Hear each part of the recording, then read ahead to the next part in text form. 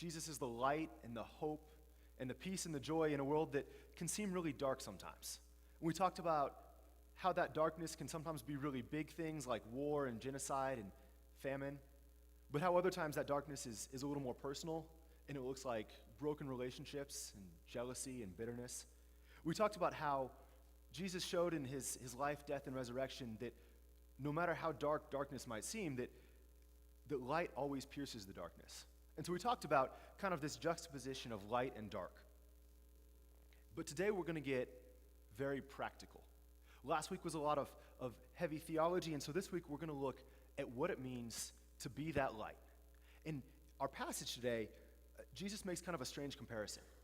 We've talked about Jesus as the light, but here Jesus goes and says, you are the light. You are the salt. You are the city on a hill. And sometimes I think that I've lived in a Christian community for so long, I've been around Christians for so long, that I'm kind of used to hearing people get described as the salt of the earth. I'm used to countries being described as trying to be a city on a hill. And so these are things that I'm used to. But when I think about it, that's not the most normal language, right? Like if somebody came up to you on the street and said, hey, you're a great lamp, that might not be a good conversation starter, right? I don't want to second guess Jesus because he's Jesus, but that's probably not what I'm going to lead with when I go try to make friends with somebody, right? It's kind of unique language. But when we look at what Jesus does, he usually has a purpose for what he's saying. And so today, we're going to really dig in to why Jesus is using these metaphors of salt and light and a city on a hill. And we're going to look at not only what we've kind of become accustomed to thinking when we hear these, but to really dig in a little farther to what they might have meant to somebody 2,000 years ago in Palestine. And there's so much material in each of these metaphors. They're all beautiful. But we could talk a whole sermon on salt or on light or on a city on a hill. And so I thought today we'd concentrate just on what it would mean 2,000 years ago to think of yourself or as of the church as a city on a hill. It's a beautiful imagery. It's a beautiful image. And so we're going to really focus on that. And I used to read this passage, this description of the church or of Christians as a city on a hill through modern American eyes, through post-industrial revolutionary eyes. And I'm kind of wondering, why does Jesus want us to be a city on a hill? Why does Jesus want us to be this loud place that's just overcrowded and it's full of pollution and crime? And I realize that that's kind of a modern view of a city. But if you go back to what a city was 2,000 years ago in ancient Palestine, it looks a lot different, and it has a lot more meaning for our lives. See, before electricity, before the automobile, cities were different, travel was different. They weren't these massive megaplexes with hundreds of thousands of people. There were a few of those, but most cities that the people would have thought of were smaller. They would be about the size of Colby, and they were connected together by dirt roads. They would have been a slightly different place. Travel between them would have taken a long time, and you would have probably walked between cities. And so I want you to imagine with me so that we can really get the full picture of what Jesus might be trying to say here. I want you to imagine with me what a voyage or what a trip between two cities would have felt like. I want you to imagine that you've been traveling for several days. You're walking during the day, and at night you're camping out under the stars. Your food is week-old bread that you made before you left. And it's made without preservatives, and it's not plastic shrink wrapped, so it's started to mold a little bit a couple days ago. And by now, your food's pretty green. You're drinking rancid old water out of what's the modern water bottle of the day, which is a former sheep's bladder that's had a plug put in the top of it. Delicious. You're tired, and your feet hurt from travel, and you're kind of dreading this thought of spending another night under the stars where you're caught between building a fire big enough to keep away the predators and to keep away the cold from the desert night, but not wanting it too big so that it won't attract bandits and thieves from the wilderness. This was back before all the new technology made camping and backpacking and hiking into a hobby. This was back when you didn't have a GPS to tell you where you were going. So you didn't really know for sure if you were in the right direction. You kind of felt like it might be, but but maybe not. This was before you had ultralight camping and hiking backpacks that would distribute the weight equally on your back. So you've got an 80-pound bedroll and food kit that's just kind of strapped to your back, and so your back starts to ache. Your shoes aren't these new modern hiking boots with their high arch support and extra ankle strength, but they're just sandals. And so when you go to bed at night, it feels like your entire body aches, and you're just longing for the morning. But even more than that, you're ready to be done with this trip. See, travel between cities could be miserable and tiring and long, and it makes it completely understandable why a lot of people would spend their entire lives within just a few miles of where they were born. Travel was exhausting, and it would wear you out, and there was just no joy to be found there sometimes. And so you can see why do people who have that idea of travel, why the image of a city up on a hill would be such a joy. Because it means the end of your journey. It means that you've been traveling and stumbling through the darkness. It means that you've been uncomfortable and maybe even in pain and fear. But seeing the lights of a city on a hill at night or during the day, to see a city far off in the distance up on a hill, you can feel the joy and the relief that comes with that image. To someone traveling in the ancient Middle East, a city would feel a little bit like heaven. It was made to be the opposite of this traveler's experience. So it would have, cold water from a well or a fresh spring where you could get a refreshing drink. It would have warm food cooked on ovens that was fresh. You would have warm baths and nice soft beds, and there would be a police or a military force to keep you safe. It was designed to be the exact opposite of the experience of traveling through the darkness. More than that, a city was designed to be the absolute best that humanity had to offer. And so a city would have education, and it would have a temple so that you could renew your soul. Cities were designed to be places of hospitality. They were designed to be places where you could rest, where you could find comfort and hope and light. I think that's the city on the hill that Jesus is comparing us to. Not the loud, modern, overly crowded thing full of traffic jams that sometimes I imagine when I hear a city, but a place where there is rest, where there is hope, where there is comfort for travelers who are worn out from the road.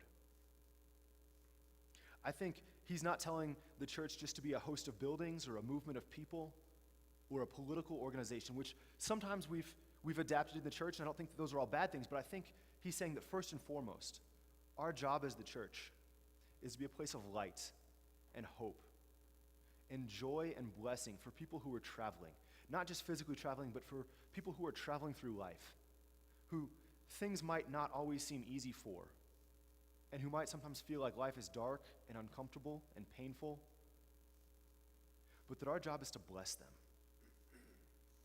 Jesus isn't giving us a new commandment when he says this. If you look back at the verse, he's not saying you should be a city on a hill. He's not saying when you have free time or when it's convenient, I want you to be a city on a hill. He actually uses the more definitive word, you are a city on a hill. You are the salt of the earth. You are the light of the world. Jesus isn't saying that this is something that we choose to do. He's saying that this is who we are. When we're lined up with God and when we're dialed into what God is doing in the world, I find that light radiates through us, and that it's not from us, but it's from God, and that we reflect that to those around us. See, the church, more often than not, is the way that God chooses to work in the world.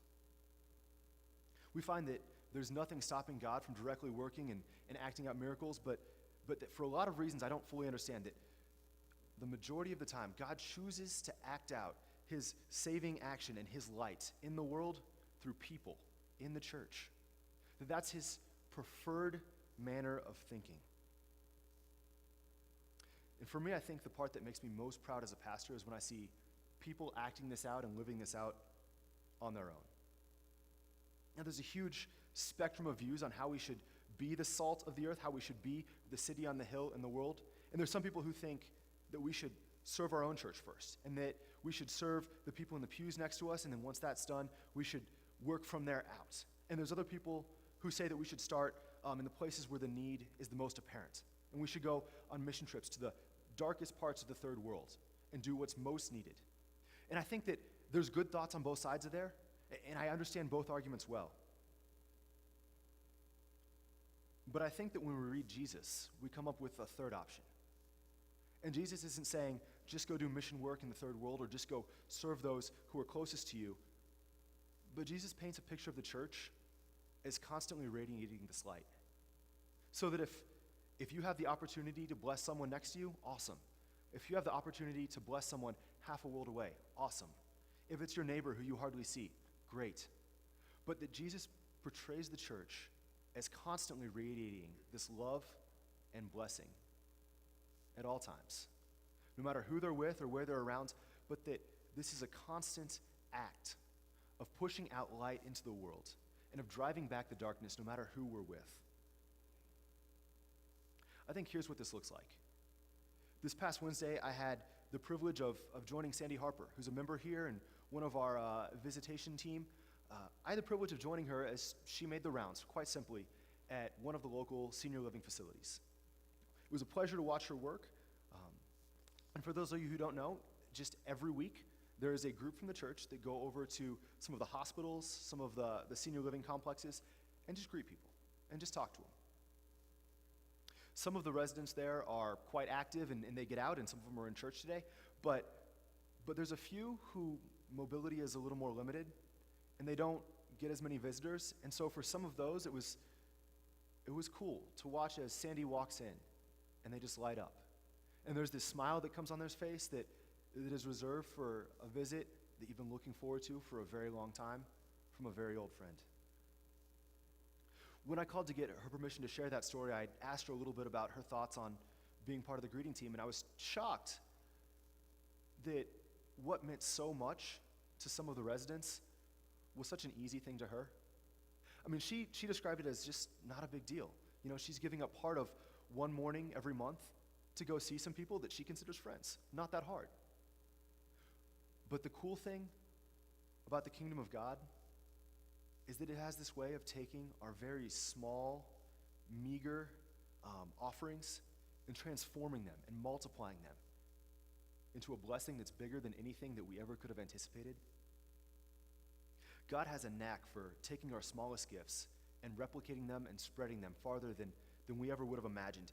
And so I could talk for a long time about stories like Sandy. I feel like every day I discover something new that our church is doing. Every day I discover some new way that we're serving in the community, that we're active farther out in the world, and I'm proud of this place.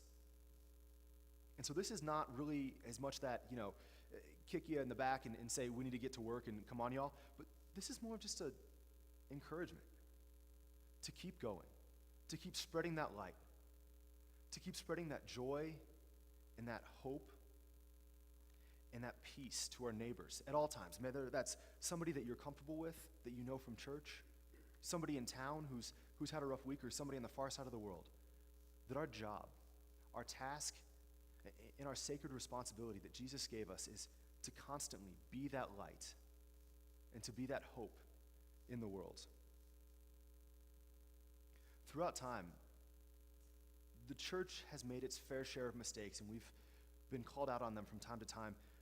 But I think if you look at the broad spectrum, you find that the church has also been on the vanguard of the fight against slavery.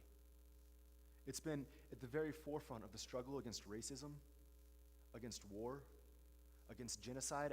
It's been the champion of rights for the working class and for oppressed people all over the world. The church has been integral to the development of modern medicine, of education, and of the struggle against all sorts of things that we would label as darkness, because that's who Jesus called us to be. But even more practically and locally, we find that the church has been essential in our lives, in raising up youth to be people of conviction and honor and morality and purpose and faith. We find that the church has been active in binding up people who are just torn down by depression and hurt, in building up relationships between people, and in healing us when relationships go wrong. We find that the church is involved in all these different areas, in pushing back darkness in the world and in making the world a lighter place, a brighter place, a better place where we look forward to living. And we know that things aren't perfect yet and that there is still pain in this world. And instead of trying to deny that, instead of trying to argue that darkness doesn't exist or to ignore it or to forget about it and sweep it under the rug, we find that we as Christians and we as the church are called to lean forward into that and to shine bright the light that Jesus has shined into our lives, and to show the world that no matter how things might seem, that there is light and there is hope. We find that we know people who are walking through hard times, and we know people who are traveling and life feels uncomfortable and painful, that life might seem dark or maybe they just don't know where they're going. But that we find that we are called to be a city on a hill, that we're called to be that place of comfort and rest, to show them a different way of living, but also just to bless them, whether or not they stay, to love them and to offer them comfort and peace and hope. We find that Jesus has been these things in our lives, and that our call is to be that in the world, to shine that forward into the world, to reflect that into the world. And so the way forward is very simple. Our call is not to save the world, but rather to reflect the light of Jesus, to be the salt of the earth, to be the light of the world, to shine like that city on a hill in the midst of darkness, so that people traveling through can come and find rest and hope for weary souls. Will you guys pray with me? God, we thank you for comfort. We thank you that you give comfort to our lives and hope and peace. And we know that sometimes we don't feel these.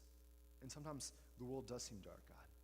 But that we remember that you are always there, and that no matter how dark the darkness might seem, that light always overcomes darkness, God. And that no matter how bad things might seem, that you will always shine through. But God, we also ask that you would shine through us to our neighbors, to our friends, to our families, to those who don't realize who you are and what you might mean to them, God. That we might reflect your light and your brightness to those around us who need you.